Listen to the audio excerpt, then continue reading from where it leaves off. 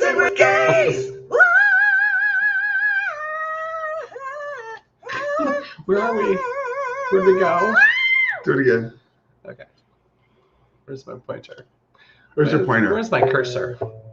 Boozing with gays.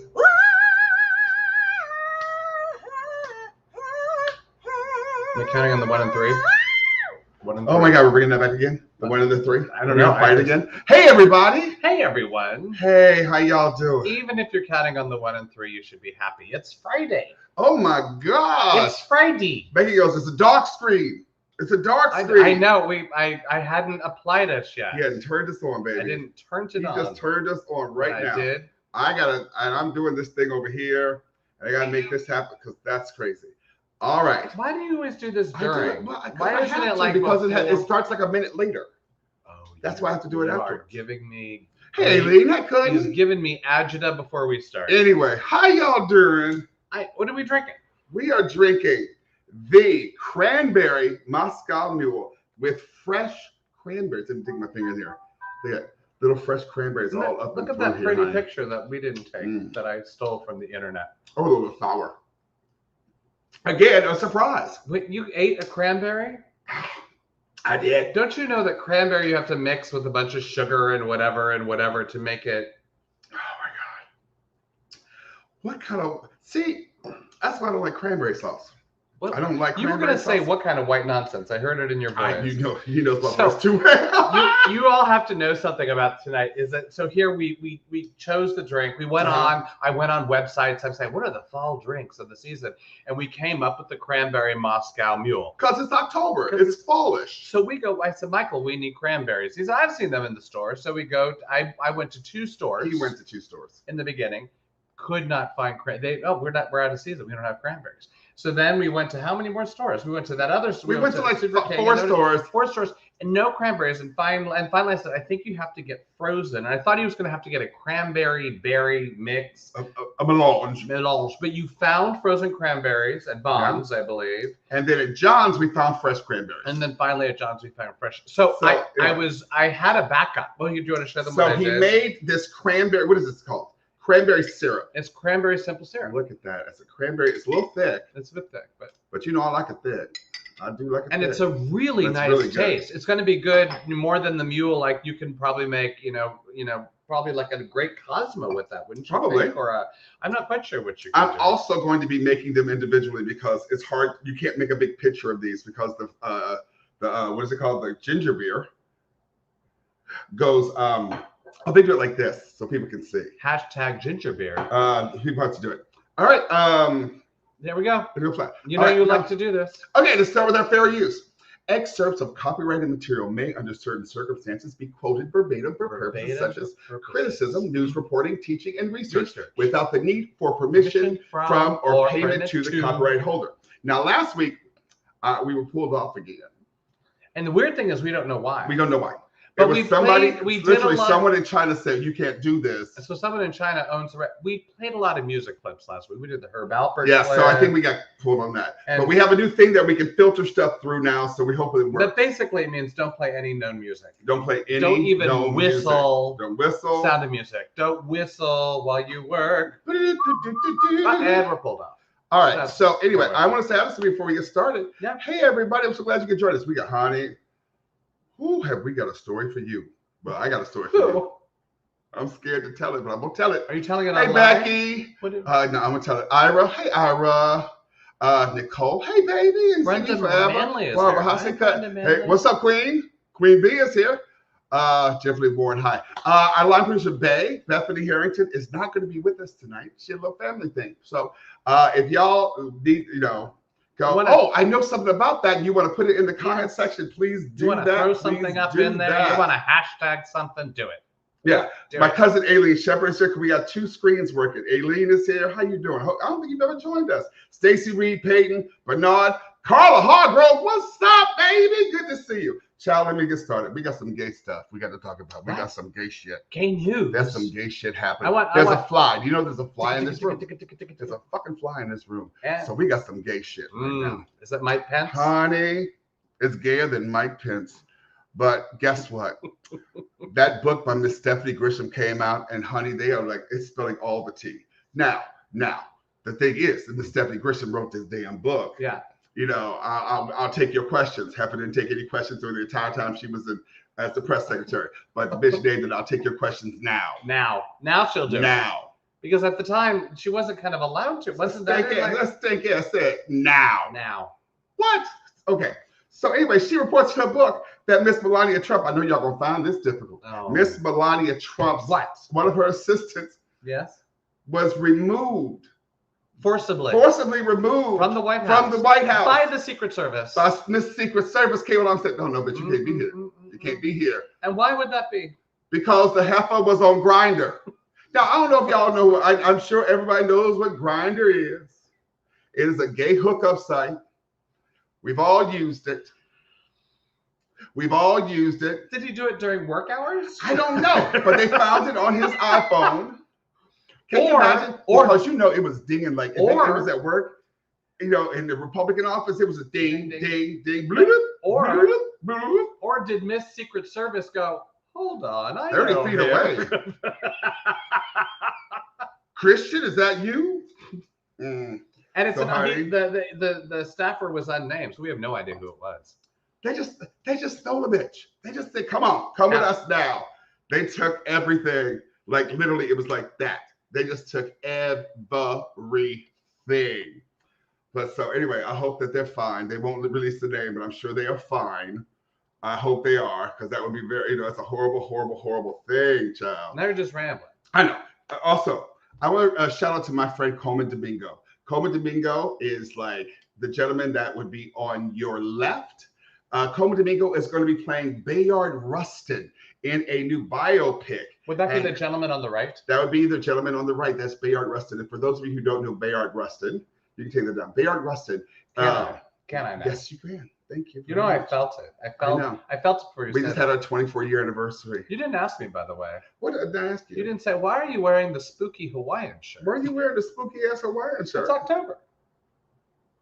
Anyway, Bayard Rustin is a civil rights icon. The reason that we had the March on Washington is because of Bayard Rustin. Bayard Rustin was also a queer Black man who did not hide it during the 60s. And he was relegated to the back of everything. So his story is a perfect story that needs to be told right now. Because without Bayard, we would not have civil rights or queer rights the way we know it now. Because queer folks took their lessons from what he did on the March on Washington to create gay right marches for today. And what is the format of the center? Is it a movie? Is it a TV show? It's a biopic. It's going to be a film. So a movie. Okay. A film. It'll be a film. 2. Do you want to have another image? This is a good one. This is cute. Look at this. Do you know who that is? No one knows who that is. People might know who People might know who it is. So the young lady in that picture is Evan Bialoskunia. And we practiced this. Yeah, Bialoskina. That's it, Bialoskina. Who is the 17 years old and is the first trans homecoming queen in Olympia High School in Orlando, Florida. Florida finally did something right. Hey, Evan. Florida finally did something I have to say, right. the homecoming king looks very happy at the choice. Homecoming king is very handsome, too. Very handsome. I shouldn't be looking at 17-year-olds, but they're a very beautiful couple, and we just say congratulations, and Evan. That is a beautiful. Evan has been in the news saying it really made me feel like I belong, which I think is an important message to hear from our youth. I have to say, people want to feel like they belong. They want to feel a part of something. They don't want to feel ostracized. They don't want to feel like they're an other, because we're if we look at it truly, we're all others who come together. And that's what it is. We should just come together and still be your otherness and just be free and to live. So I'm just going to keep drinking because you're going to keep drinking. That's going to get us kicked off. She got a black top. She got just make up muddy water. Is that the words? I don't know. It doesn't matter in that song. That song's amazing because you can say Tojo Filter and they'll go, that's awesome. That's your new drag name. Miss Toko Jicto. All right, I have one more gay thing. One more gay thing. I got an image. Ready? What is that? Honey, is that Playboy magazine? And is that A gay man? Ooh. Child, if I had grown up with that image, I'd have picked up Playboy. Can I tell you something, though? I'm looking at the image on the right. I don't think he's a dancer. He's very pigeon-toedy. Well, you know what? That pigeon-toed is very falsy. That's a falsy dancer. You just supported That's falsy. All right, so that is, you want to tell them who that is? That is Bretman Rock, which is a Bretman Rock. Bretman Rock. He's a Filipino, lives in Hawaii. He is a fashion influencer. And so he has all of these videos where he tells people, I don't know what to wear, what makeup. He does the makeup stuff, where it's makeup tutorials and stuff like that too. He has 17.8 million followers, this one. Bretman Rock. And if you go and look at pictures of him, the child Can we have the 0.8? Would you 0.8 what? I want the 0.8 million. The 0.8 million. I want the 0.8 million followers too. Right now, need 17. By the way, we got like 3 more to this week. Good for you. 3 more followers. Come on, join us. By the way, I'm putting it up there because it just has to be there. What is it? Just while we talk, follow us. Follow us. Go to the things. Go to the things. And follow us. At Boozing with Gays. Boozing with Gays. There we go. Hey, Kim Yarborough. Other folks have been Tracy Webster Cooley. Hey, Dr. Webster Cooley. How you doing? Oh, I have a post, actually. We're not done with Bretman Rock. Okay. So this is what he said. Oh, I got to get rid of the Boozing with Gays thing. That's kind of messing us up. Go ahead. Right. Read. For Playboy to have a male on the cover is a huge deal for the LGBT community, for my brown people community, and it's also surreal. A total, is this even fucking happening right now type of vibe. And I'm so pretty. That was my favorite part. I'm so pretty. And don't we all just want to feel pretty? Hey, Shireen Snow. Shireen Snow is pretty. I know that. Playboy. So this is what happened. As one can imagine, you're putting a man on Playboy magazine. Not the first man, though. Not the first man. Now, there's been another Rock. Rock. There have been 3. The Rock has been on there wearing that. No, but there have been 3 male covers, I think. One was actually Hugh Hefner himself. Well, I can't remember. But in the actual bunny costume, Flip Wilson did it. Flip Wilson was in the bunny costume. They talked about all of it like they were like Dolly Parton, Flip Wilson. It can't be the same bunny costume. These people are all different sizes. I can't picture Dolly Parton and Flip Wilson wearing the same clothes. Honey, it's Lycra. It's just Lycra. But this boy, look how thin he is. There's no way Dolly and he wore the same bunny costume. None. You don't know that. I do, in my heart of hearts. Because Dolly. Oh, by the way, look at this. I'm wearing my Wakanda shirt, my Black Panther shirt, and then I got sad. I forgot I was wearing it, and I was like, then I got sad. Because of Chadwick. Well, because of Chadwick, because of Letitia Wright. Oh, well, we read some bad news about her today. But I love her. This has been in the making. Yeah, well, she's totally anti-vax, and that bothered me. It bothered me, and I was like, we read an article today about actors who are anti-vax, and she was pretty much top of the list. That just bothered me. Yeah. It just got on my nerves. So we're not done. You can't do that. Oh, what are you doing? Here, we're doing this. Okay. So anyway, a lot of people who are subscribers to Playboy, men usually, but they were like, "What? This is a man's magazine. Why is there a man on the cover?" So Playboy spoke out. Standing for freedom and equality is the DNA of this brand. Playboy is much more than a magazine. Our digital covers are creative snapshots that drive and reflect the current dialogue around pleasure, sexuality, equality, and culture. Honey, if a gay man feels sexy in a bunny costume and iconic symbol sexes, why shouldn't he be able to wear it proudly? Serving it as a platform representation isn't always be what Playboy stands for. Bloop. They told y'all. But I'm gonna play hard. I honestly thought that was like a tremendous thing.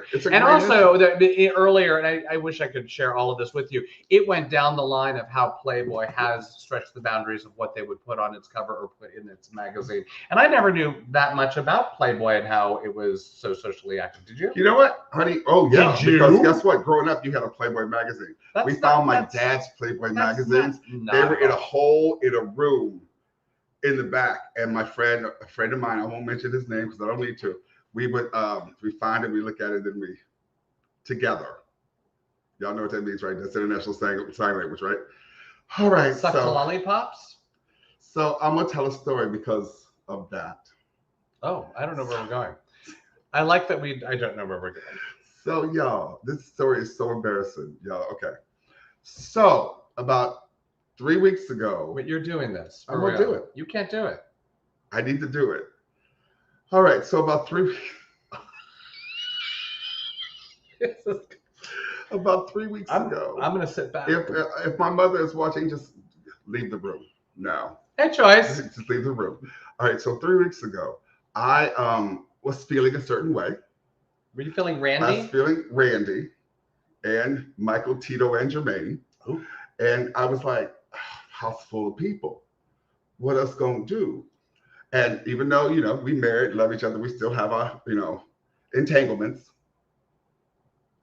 Anybody who's married knows that you need those moments alone for your own self. So I decided. I don't know that I call a moment alone an entanglement, but continue.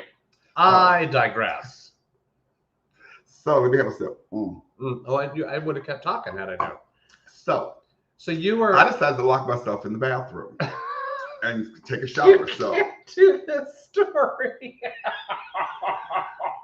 So that I could have a single entanglement with myself, right? I need a single entanglement. And oh man. So as I'm entangling, Letitia writes so wrong. Yeah. Jennifer. So is the story. So I got a little bit too heavily involved in the action, and I heard something go. Oh my God! It was a Randy entanglement. A Randy entanglement. I heard something go. Wait, that was the sound? There was like a popping sound. I was like, what the fuck was the popping sound? What the fuck is this popping sound? As I am entangled with myself. And I was like, what the fuck? Randy entanglement. And I literally was in the shower and I kind of looked around like, was it a sound that just came out of somewhere else? What, the piping? This sound. The plumbing? And I looked down and my lower extremity friend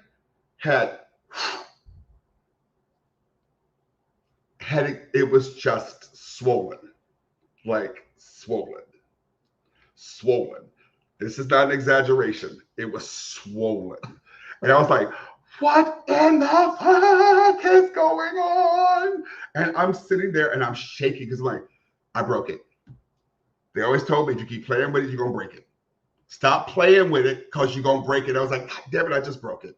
I didn't broke it. It is sitting there. It's swolled.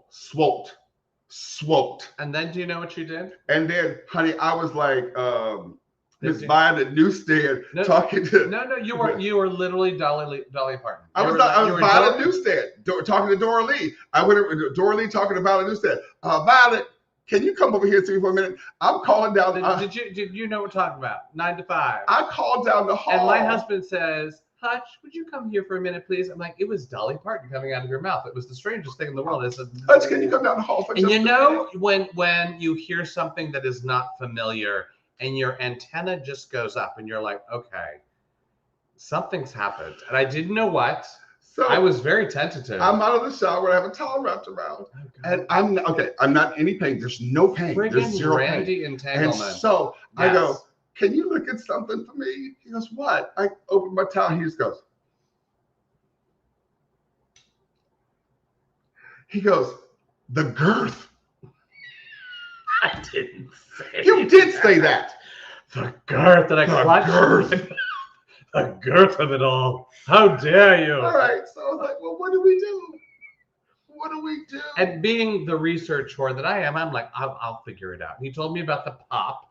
I was like, I broke it. And I go online and I'm like, Randy Entanglement pop, go. And I look up and it didn't matter. I would see a site that would say, you should go to the doctor now. Go to the doctor right away. And I go, okay, I am one to not overreact. I will go in the other direction. I said, no, calm, more information.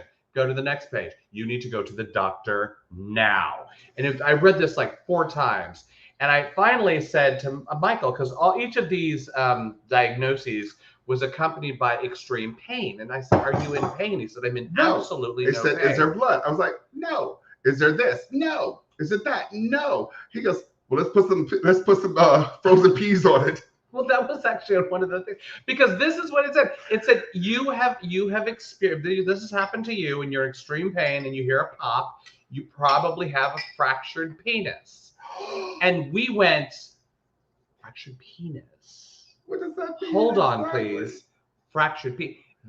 To our knowledge, did you know? There's not a bone in the boner. There is. Did you like how I did that? There's bones in the boner. There's not bones in the boner. boner. Anyway, so fast forward. We put peas on it, and all of a sudden the swelling went like halfway down. Yeah. I missed the girth though. I was like, oh, it was very exciting for a while, but it was just like, and so the next morning I went to my doctor. And my doctor looked at it and was like, did he take a step back? Because it was like, it was still like that. And he goes, there's no pain, there's nothing. So it's a fractured fairy tale. So literally a fairy tale. And so he goes, you need to go have an MRI. So I went to the MRI, and then they sit there, they have to pin it. They have to strap it to my belly. You didn't tell me any of this. They have to strap it to my belly to get a good MRI. And the guy goes, he looks at it, he goes, I guess no one's seen the broken penis before, but fractured. It's not, okay, so, but we find out it's not fractured. It's actually a ruptured blood vessel. And it took like. But did your doctor finally say, no, it's sprained? So I went and sprained. Just sprained it. Sprained your penis. You were a little too happy, you sprained it. So I went to my urologist the other day, and this brand new urologist looked at it and goes, oh, you're fine. Take some vitamin E, the swelling to go down. He goes, give it a rest. Give it a rest. Give it a rest. Which we no more Randy entanglements for a while. Well, we had to celebrate an anniversary. We didn't give it a rest that much, but that's true. We did. We have a nice. It was a nice anniversary. So, if you ever sprain your penis and it swells, just put some peas on it. I have a trick question for you. I've had tricks, yes. So in doing my, my research where that I am. What country do you think has the most fractured penises? What country do you think has the most fractured penises? And this is all in young men. I will say that. Any thoughts? I don't, but I want to hear what everybody else thinks. What country do you think? Let us know what you think. What country has the most sprained or fractured penises? My first thought would be Germany, because it's so regimented. But Germans love sex. They'll be naked and have sex in a second. They're rabbits. But the thing is that they're regimented rabbits. Okay, I'm gonna go with Austria. Go with someplace non-European and much more. Non-European? Yeah. You went to Europe. China. Iran. Because Afghanistan, that's interesting. Because the boys there are taught that sex is dirty. And so when they would get their pop-up erections, they would try and get rid of them, and they hurt themselves in the process. Sex is good. We should be teaching our boys that sex is good if you are respectful. And also, you should be able to talk about things that happen to your body without embarrassment. That things actually happen to your body. And it's okay to share that without any embarrassment. Any popped penises out there? Oh, hey. Come on, pop penis. Okay, so that's my penis story for the day. I have an image for you. What's an image? Show me an image. Is it a pop penis? Y'all.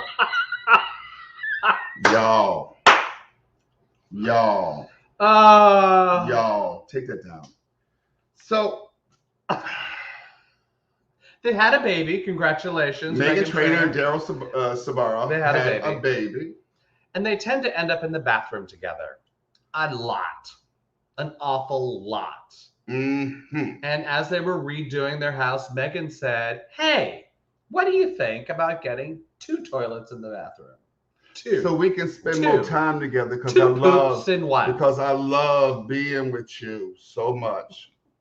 Now, as I said before, we have been literally the silliest news story, but it makes me laugh. So we have been together 24 years. They're newlyweds, and we all know when you were together with that first person, that person you love so much, you would have said, like when we first got together, it's like Hutch had a full-size bed.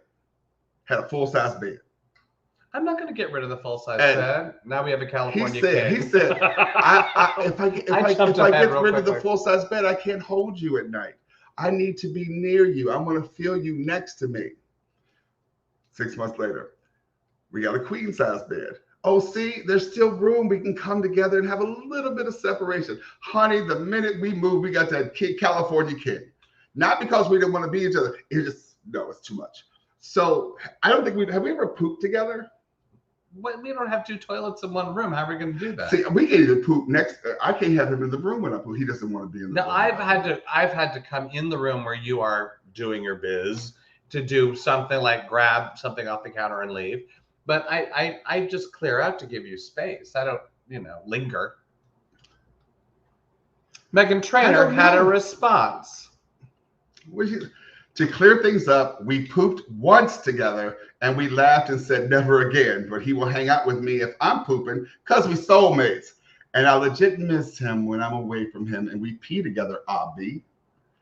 It's all about the piss. No pooping. My answer is no. I'm saying right now, no. Hey, David C. Nichols, love you. My! I don't know how to do that. I don't know. And guess what? If that's your kink, boo, you go ahead on be with your bad self. I can't. Do you know what? I can't do it. I will say this. I think it's news only because it's funny. I don't care that that's what they're doing. That's their business. Honest to God. Well, I'm not at all going to say.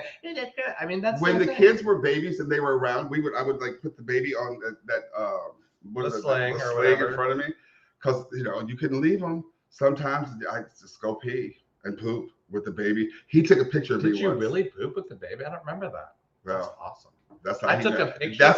That's what I like. That's like now when I fart and Sebastian goes, "Why'd you fart? I know that's you," because he can smell it. He knows my smell. Oh my God! That's how he knows he's mine. So I have to say, we talked about the Tonys last week, and I'm excited for any play that was nominated for a Tony to come to Los Angeles. I'm just wanting to see it, and Slave Play was one of them.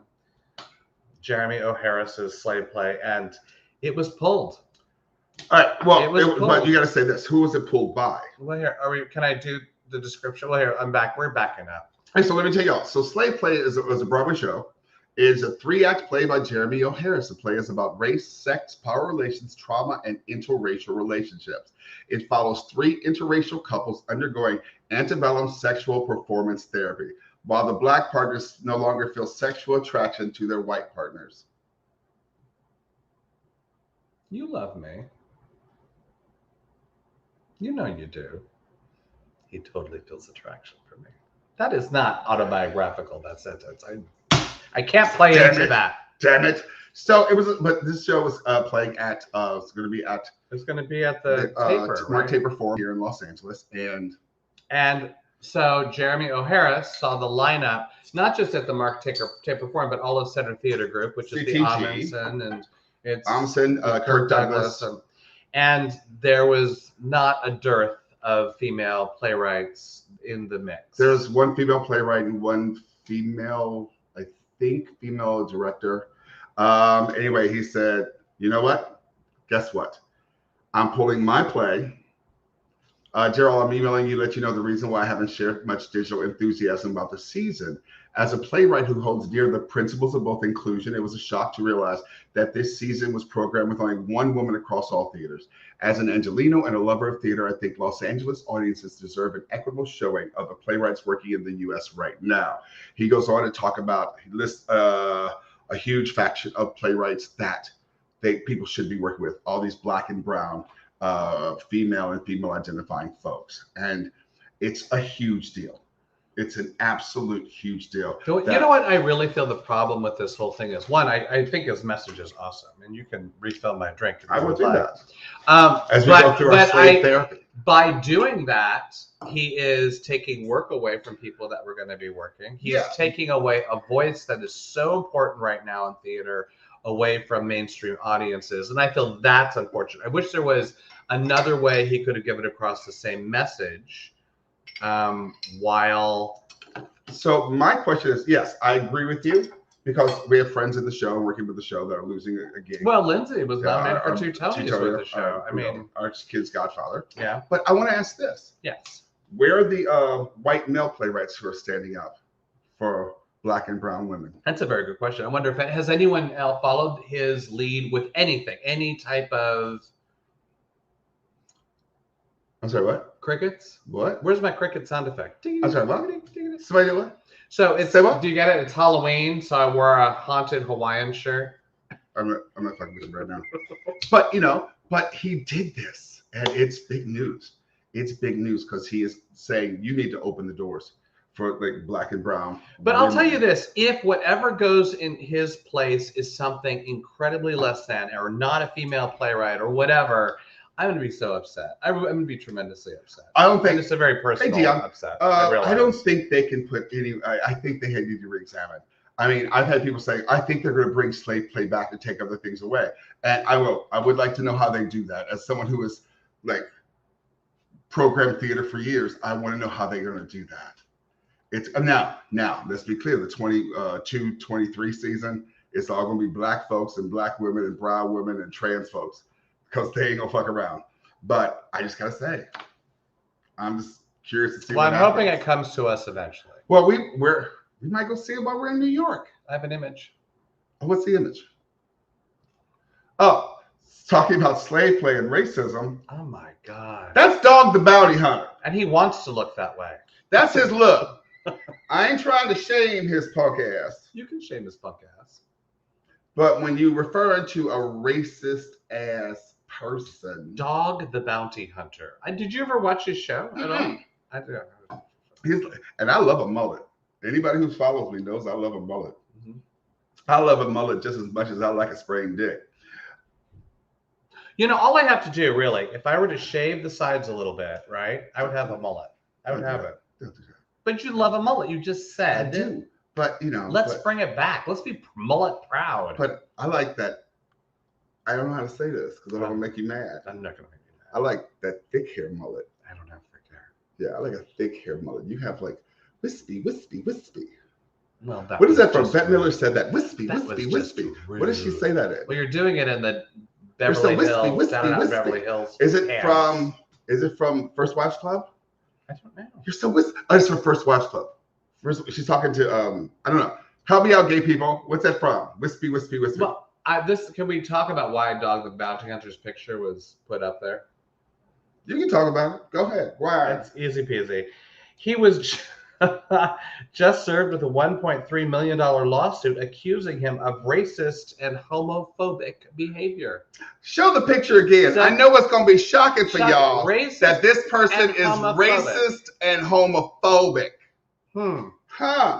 Ain't as Harvey Fierstein says, ain't that a kick in the rubber parts? To find someone who looks like that, racist and homophobic. I'm shocked. Shocked it. Yeah. This brings us to something that we don't know how to talk about, and maybe you guys can help us. Speaking of racist and homophobic. No, we don't know. Well, hold on. We don't know. No, don't. Right, don't push it. So this 2 words. I'll say 2 words. We're gonna take a breath. The 2 words are Dave Chappelle. Why'd you just say it on top of me? Why are you trying to steal the focus? I was saying Lindsay Castillo. Well, but why would you say that? I know. No. I have to say it again now. The 2 words are Dave Chappelle. We all know he's in the news. He had his special. I forget what the special's called. The Closer.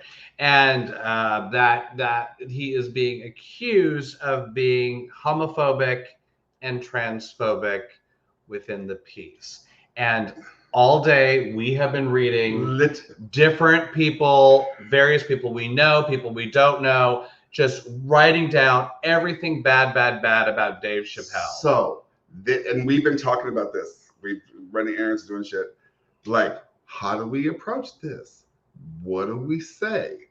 Because I've read where people are like, it's not transphobic. It's not homophobic.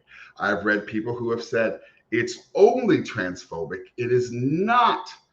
It is only transphobic. It's only homophobic. Can I say something? And then I've read people who have said that it's not funny. Oh. But it took you an awful long time to get to that point. It did. What is this? What David Copperfield move are you doing? Doug Henning. Join us. Doug Henning doing Pippin. Doug Henning is Pippin. Didn't he have a mullet? He had a mullet. There we are. We've gone full circle. We're back. It's a herald for your Chicago folks. Well, you don't have to be a Chicago folk to know a herald. I don't know, but it was from Chicago. Doug Henning also had teeth. He looks like rabbit teeth. All right, so this is what I was going to say. It is not difficult to take parts of his act, parts of his whole act, and isolate it from the rest and like put it in print, let's say, or maybe make a YouTube video. And if you were to see it or read it, you go, hey, that's homophobic, or hey, that's transphobic. I agree that it's really easy to do that. If you cherry pick his act, take it apart, dismantle it from the rest, and don't include the rest, I think it's incredibly easy to make it transphobic and homophobic. What my question is overall, the message that he is putting forth in the closer, is it mostly transphobic and homophobic? I think it's I need y'all to answer that. It's a huge question. That's a question for y'all to answer. Because you don't want to. You don't want to be. I don't want to answer it. I will say this. I will say this. Yes. I laughed. He had some funny moments. There's some moments of truth that are just, as a Black queer man, and I have to put queer second because I'm always going to be Black, but I always don't present as queer. But I always present as Black. As a Black man living that experience, there was some funny shit. There was some funny shit that was said. Now, was there things that I went, maybe not? Making that face your mama makes after church when you kept the $10 that she was gonna put in the you did not do that. In the little passing basket where she. You never kept $10. Please, that money never seen that church. Don't hand me money to ask put in a little basket. So I'm curious. We're not rounding this out. You all That's all think I know about that. What you think?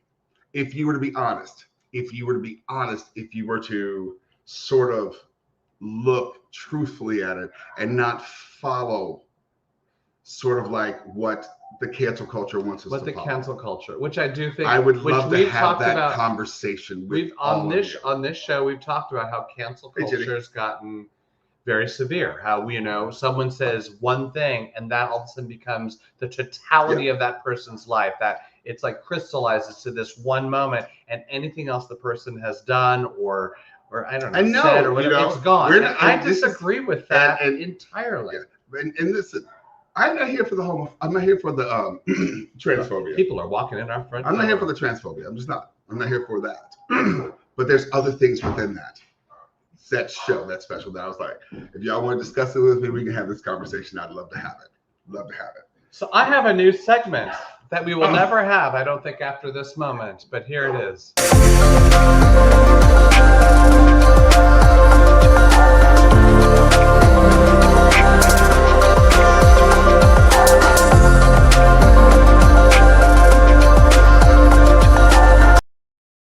Actors in space! This week was fascinating. Michael Shepard, there were actors in space, or going to space, or they might be going to space, or they were thinking about going to space, but then they got undercut and someone went to space before them. I said that in one breath. Wow. I know. That's crazy talk that you did that. Talk about this whole actors in space thing, honey. So one of the actors in space images that I showed you was Tom Cruise, and Tom Cruise was going to work with director Doug Liman, and they were going to work with Who directed Go, by the way. That movie was fierce. Oh, it's true. Go. I didn't realize that. Yeah. Go.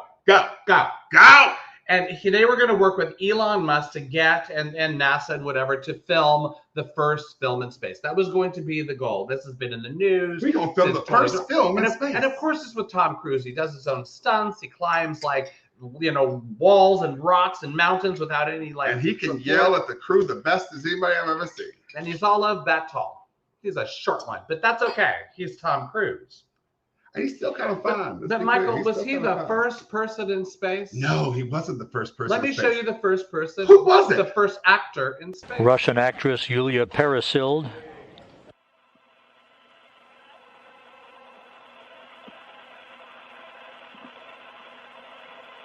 And her producer-director, Klim Shipenko.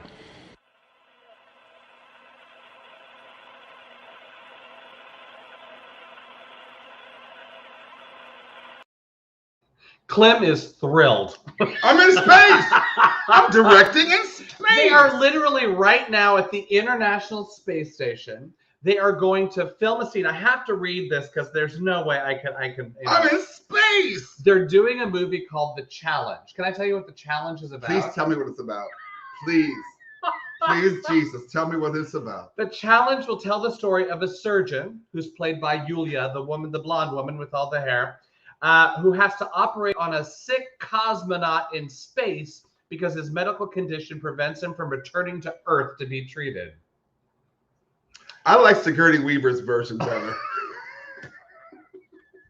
But the funny thing is, it's like all she has is the director and her, so I don't know who she's treating in space. Maybe they're just doing some shots of her. Random astronauts passing by.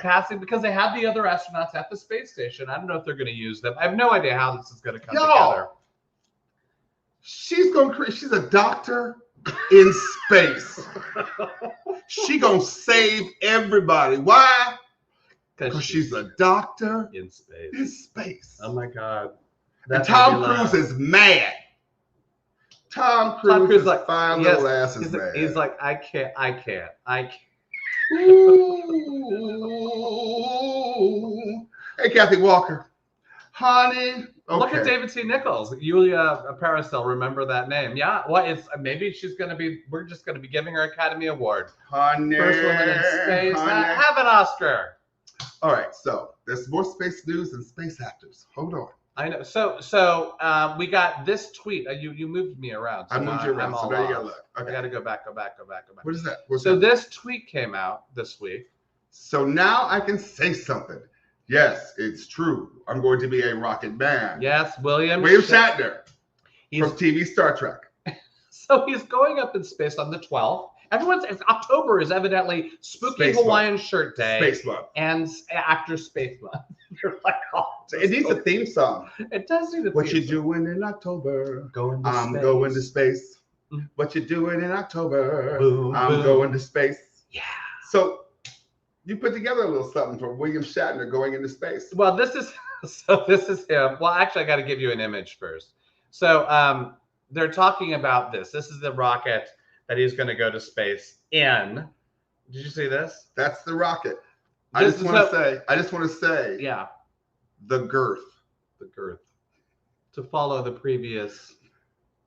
Wait till it's swollen. So this was built by Blue Origin. It's Jeff Bezos' space company. And they're going to take Shatner into space. And Shatner ended up talking to good old Anderson Cooper. Some people made fun of the way the rocket looks, but I think it's cool. I like it. I think the weightless thing I think would be fun. Well, no, there's nothing to make fun of. We're inseminating the space program. I threw that out there. I didn't know if you were going to pick up on it, and you did, and I love you for it. Well, leave it to you to throw it out there for someone else to pick it up. Anderson Cooper. How to tell me you're a bottom without telling me you're a bottom. I think that he totally told you he was a bottom without, well. I really dig that. Woo, Lord. Ooh. Some people are saying the shape of the rocket is. I like that shape. I like that shape is good. That's a good ass shape right there. Lord have mercy. And it's like an 8-minute interview, and he's laughing through the whole. He's like a little schoolboy laughing. It looks like a dick, y'all. It looks like a dick. And he patting his head and sweating. So, like a whole bunch of us did when we saw it. We do not know how much Jeff Bezos charges to go on his rocket trip, which, by the way, Shatner's going to be in space for 15 minutes. So keep that in mind as I give you amounts of money. You say 15 minutes or 15 seconds? 15 minutes. 15 minutes? Yeah, 15 minutes. 15 minutes in space. Either he's in space, yes, something like that. I don't know. And he's not kind of like reaching the edge of space. He's not quite like, I don't know. I don't quite get the whole thing. But I like The Edge of Night. Yes, exactly. Who watched The Edge of Night? No one. Old enough to watch The Edge of Night? You're really old. Moving on. Don't tell that was the same time as Dark Shadows. Oh, I remember Dark Shadows. Yeah. Dark Shadows was so good. Oh my God, that was such a good. So anyway, but I have to do this. So Blue Origin hasn't said exactly how much it costs to jump on board one of the rockets and just kind of zip off into space. But we do have some numbers. There is a competitor company named Virgin Galactic, which just sounds sexual to me. Y'all.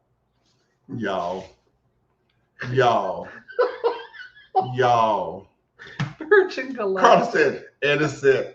I like it. I like it. Can you send me one? And Virgin Galactic charges $450,000 for a suborbital. Ooh, I haven't had a suborbital. See That's that? what happened Let to me me say in the that. shower. I had a suborbital. Orbital space ride. So I'm not quite sure if Jeff Bezos charges as much. I don't know if Shatner paid for it or Bezos goes. Shatner did not pay Yeah, for it. Bezos. And by the way, oldest man ever in space, 90 91. years old. 90? 90 90. years old, 90. that man. So he's going up on the 12th. So, fingers crossed he comes back down. He goes up in the dick on the 12th. Let's see what happens. That was my space. By the way, this Moscow Mule is hitting me in a way that I wasn't expecting because I've leaned back in the chair. I've never leaned back. I'm leaning back. This is yours. This is all you. All right. Speaking of space. Speaking of space. Do y'all know that in 2020 there were 7,200 suborbital? Did y'all know that in 2020 there were 7,200 sightings of UFOs? 7,200 sightings of UFOs. Is that now? Do you know? Is that in the world or in the country? Do you know? That is. I don't mean to put you on the spot. If you don't know, I don't know. I don't have that. I just know that is. I would say the world probably. That's a lot. But there's been and most have been in Jersey and Florida. I'm just saying. A lot in Jersey, a lot in Florida. Florida. Now. Yes. What is the other thing I say? It's so crazy that all these things are happening. And in the last, for 2021, in the last month, there were 300 sightings alone. 300 sightings. So they say they're going to surpass. Yeah, there's going to be more than 7,200 sightings in 2021. Somehow your logic, the numbers you just said don't make sense. But do you like in the last 2 weeks, it's been like 300 sightings. But do you have a story? So I have to tell you all this. So when I was, did you see me push him along? I'm looking at the time. Look at the time. Tick, tick, tick, bitch. Yeah. Tick, tick, boom. Opening soon. Is it really? Yeah. I thought that number was. I was telling a story. Now you just made me go someplace else. Is it really? You're the one that said tick, tick, boom. So I have to say this. I've had 3 UFO experiences in my entire life. And 3 Cranberry Moscow Mules. Coincidence? I don't know. But we're going to talk about, did the sightings look like dicks? That's why I'm gay. But I have had 3 sightings. We're going to do a UFO episode. And we're going to do, because for those, I'm going to say this, for those of you who don't know, I also see ghosts. I know, it's crazy. I see ghosts. I don't believe and I see any UFOs. of it. He doesn't believe shit. No. But we're going to get into that. Maybe we should do that. The Friday before Halloween. We're going to do an entire spooky. We'll do a spooky show. Spooky ghost stories. Because I'm going to tell spooky stories. Spooky stories. That's what we're going to do. Just know that I've seen 3 UFOs. And had 3 Cranberry Moscow Mules. Done. Okay. And I've only seen 3 dicks. I've only seen 3 dicks in my entire life. 3 dicks.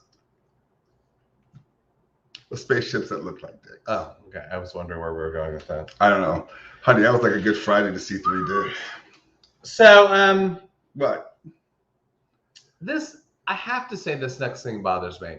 So, Caesar's Palace in Vegas. You know we're about to go somewhere shitty. You know we are. Come on, talk about it. They're hosting a 3-day climate denier seminar. It's going to happen the 15th through the 17th, I believe. And it is run by a company. This is the company we all need to remember the name of. All right, what's the company? It's called the Heartland Institute. And if you go, I almost wanted to capture one of their screenshots and show you, because it's just, if you were to see it, you would even think, that's the most ridiculous bunch of shit I've ever seen. But I almost didn't want to give them the space. You know what I mean? Like, I didn't want it to clog our airwaves, if you will. But this is how far right, this is what I think is funny. This is how far right the Heartland Institute is. In 2010, ExxonMobil stopped funding them. That's how far right there. They went, ExxonMobil, who constantly is polluting us, by the way, just went, hold on, you believe what? Nah, can't fund you. Can't fund you. Can't do it. Bethany Harrington is here. Hey, babe. Hey, honey. We're so glad you could it. join us. We didn't know if you could. Honey, they're in Vegas meeting this week, letting us know. No, you have to tell this. Actually, the title of the seminar this week. Want to know what it is? Tell me. It's called The Great Reset: Climate Realism versus Climate Socialism. Well, that's clunky. What the fuck does that mean? That's just clunky as fuck. The Great Reset. Do. That's what I say every Friday night.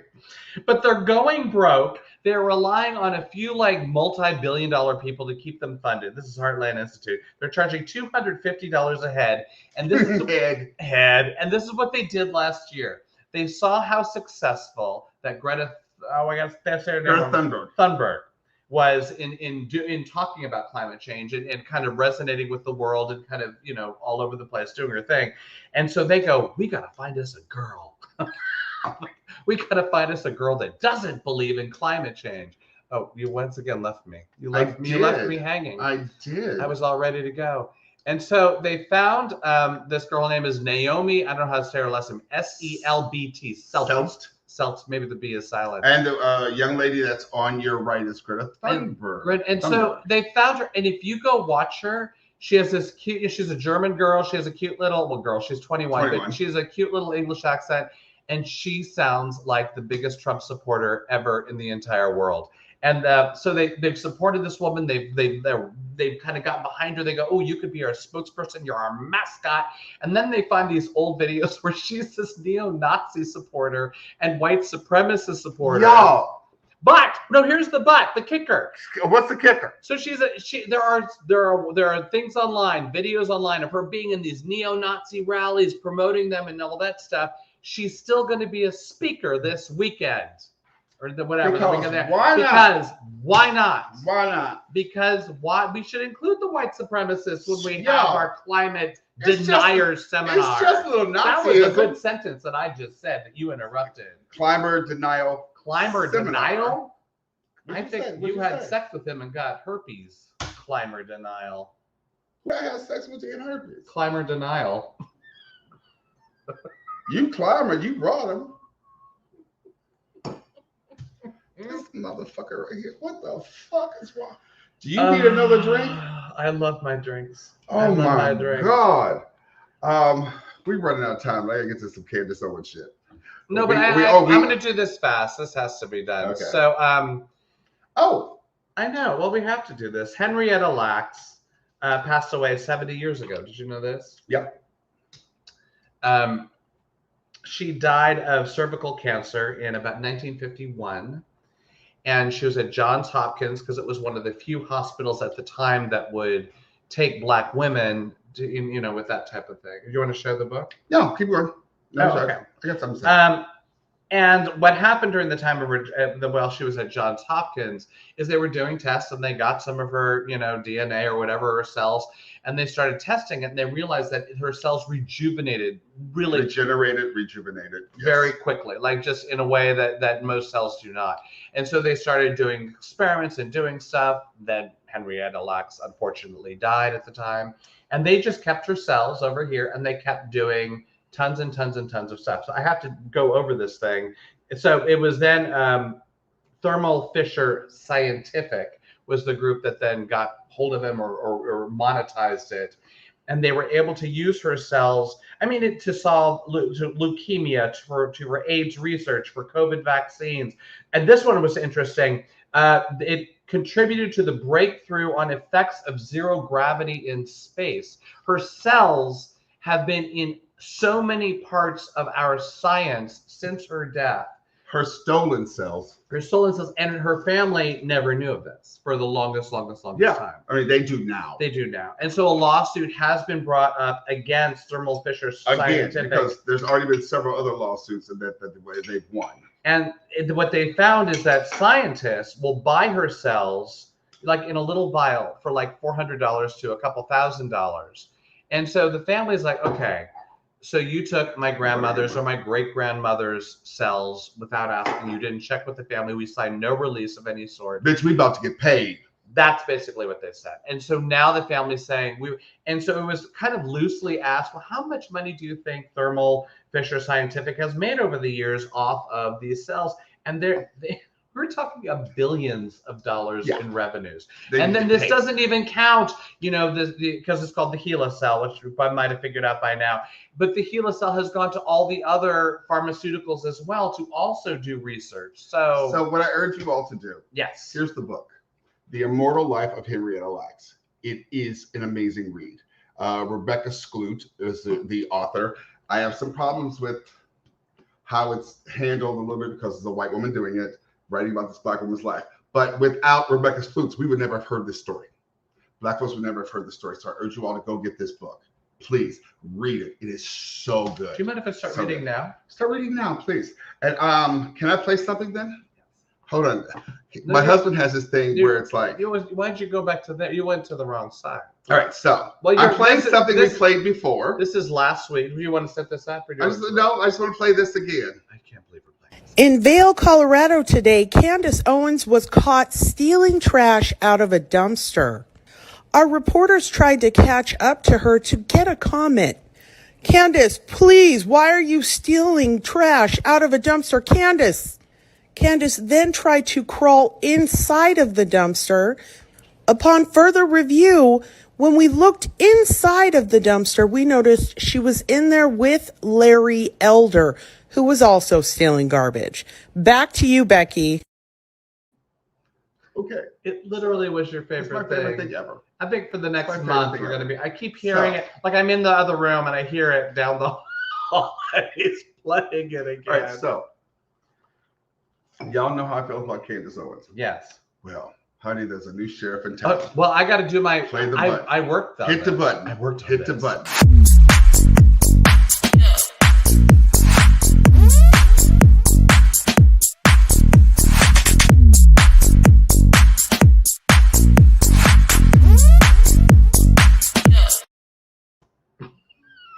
I worked on it. Had to share. Go. Sage Steele. Mm. Sage Steele is a young woman who works for ESPN Oh. and has created I can't believe we don't have a picture of Sage, do we? No, I have yeah. a video of Yeah, Sage. but who has When you want created to set this up the video. amazing life for themselves working for ESPN as a black woman.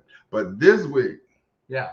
and she's been doing it for a minute. She's been getting there. But this week, she went full straight on Rocky Raccoon. They were wondering, they're like, why is it so important to you to say that you're biracial? I'm like, because my mom's white, she's Irish Italian, and my dad's black. And I'm like, why not? Like, I actually feel like I have the best of both worlds. Barack Obama chose black and he's biracial. I'm like, well, congratulations to the president. That's his thing. I think that's fascinating considering his black dad was nowhere to be found, but his white mom and grandma raised him. But hey, you do you. Okay. I got some problems with Miss Sage Steele. I can't imagine what. First of all, Yeah. listen here, sister girl. I need to talk to you about the fact of how you disrespected our former president. Don't disrespect him. Don't keep his name out your mouth. If that's what you want, if you think I'm gonna disrespect him, keep his name out your mouth. And don't say a damn word about Michelle because I'm gonna take my earrings off and get my Vaseline. But for you to say, oh, because a black father is not in the house and he is biracial and was raised by his white mother and white grandmother, that he has to disavow his blackness, please. I want to talk to you about something, Miss Sage Steele. Can you bring up the little quote thingy I put out? Because child, this made me hot. This made me hot. You mean that one? The one dark gold? Yes, please. I want to tell you something. I want y'all to read this. In 1911, Arkansas passed Act 320, House Bill 79, also known as the one-drop rule. This law had two goals. It made interracial cohabitation a felony, and it defines a Negro, anyone, quote, who has any Negro blood whatsoever, thus relegating, unquote, to second-class citizenship anyone accused of having any African ancestry. Although the law had features unique to Arkansas, it largely reflected nationwide trends. So white folks are the ones who told us that we are black. and we have to stay there because we are 3/5 of a human being. But if we had 1 drop of black blood in our system, we are less than. So first of all, you need to know about that. That is why we have to identify as black, because your whatever white side of your family said we have to do that.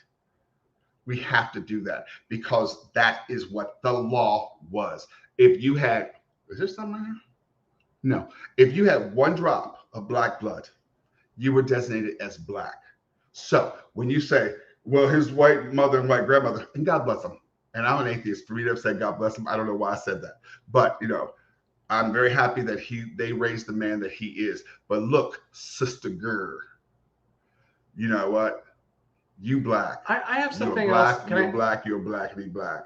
I didn't notice this before, so this is something I've not even spoken to you about. Oh. But when she was playing, when we played that video of her, and she said, well, my mother's white. She's Italian. Well, I forget what she said. Italian. And something else. Like, she's Italian in this. But there was a pride with that. And my father's black. There was a dismissiveness because no one is just black. I mean, you've had your DNA done. I'm 40% white. Yes, you're so much. I am probably just as biracial as our punk ass is. That's exactly where my point was going. I would say every black man or every black person in America probably is biracial. Thank you, rape. But so this is where I am with this one. I mean, if she wants to call herself biracial, that's not a problem I have. But That's not a problem at all. No problem with that. I didn't like her calling out Obama's father like that. It's about the fact that was very disrespectful. This is another conversation we all need to have. The disrespect that coons have towards their black side. Yeah, that's what I felt like. That's the conversation we need to have. Because if you hate this and want to be this, you hate this and you want to be this. Can I tell you something? There's some therapy that needs to be involved. And I know because I used to hate this and I wanted to be this. And we will get into that conversation at some other point. That'd be a great thing for you to That's talk another about. Conversation we'll have at another point. But so I don't know if you figured it out. We have one coon of the week, and it's already been announced. Boom! It's Miss Sage Steele. Thank you, Miss Sage Steele. She made it easy. I'm watching your ass. We're out with one more item. What is it? The Zodiac Killer has been identified. First of all, I have to say this. So I grew up in the Bay Area where the Zodiac Killer was. And I remember being like 6 years old and playing tag and whatever. And we'd be like, the Zodiac Killer is going to get you and kill you. Like that literally was a taunt in the playground, that the Zodiac Killer seemed like this very real thing that could possibly, it was our boogeyman. It was our boogeyman when we were growing up. Much like when I was making out with Jeffrey Dahmer, but y'all know that story. Keep going.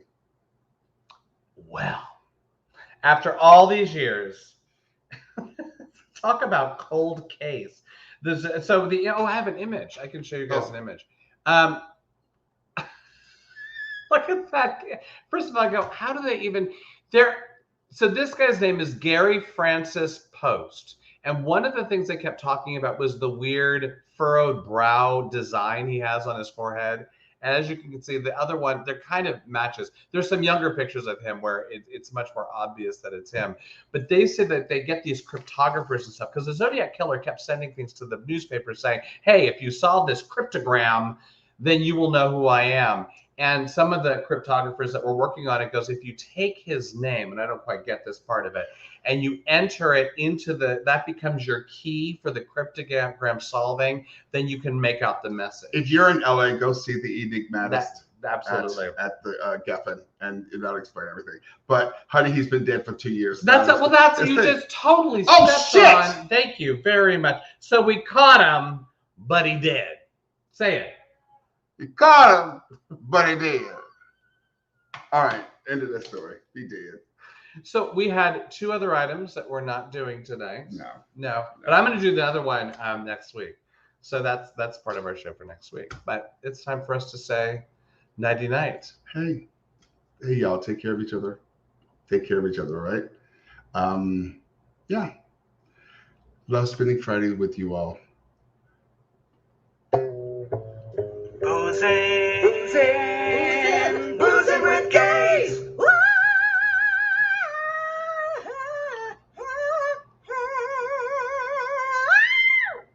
Bye. Mwah.